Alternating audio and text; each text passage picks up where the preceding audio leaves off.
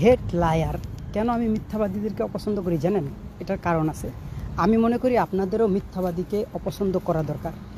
মিথ্যাবাদী এমন একজন ব্যক্তি, আপনি যদি বাঘের সামনেও পড়েন, রয়্যাল বেঙ্গল টাইগার, তার থেকেও আপনি মুক্তি পেতে পারেন। সাপের সামনে পড়লে সাপ হয়তো আপনাকে দংশন না করতে পারে বা কামড় নাও দিতে পারে। যে কোনো প্রাণীর সামনে পড়লে আপনার বাঁচার কিন্তু আশা আছে, অথবা তার থেকে আপনি ছাড় পেতে পারেন। কিন্তু মিথ্যাবাদী এমন একজন ব্যক্তি বা মিথ্যাবাদী এমন একটা অবস্থা, বা তারা যে কাউকে, তার ফ্যামিলি বলেন, ফ্যামিলির বাইরে বলেন, তার আত্মীয় স্বজন যারাই থাকুক না কেন, মিথ্যাবাদী এক কথায় কাউকে ছাড় দেয় না। আর এই মিথ্যাবাদীগুলো আপনাদের মাঝেই ঘুরে বেড়ায় সবসময় ভদ্রবেশে, কিন্তু তারা মিথ্যাবাদী।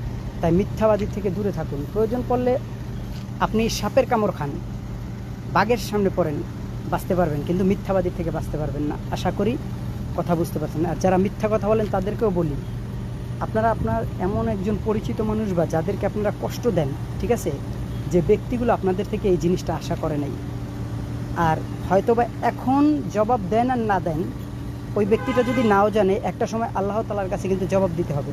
সে আপনি যেই ধর্মের হন না কেন, এটা মনে রাখবেন।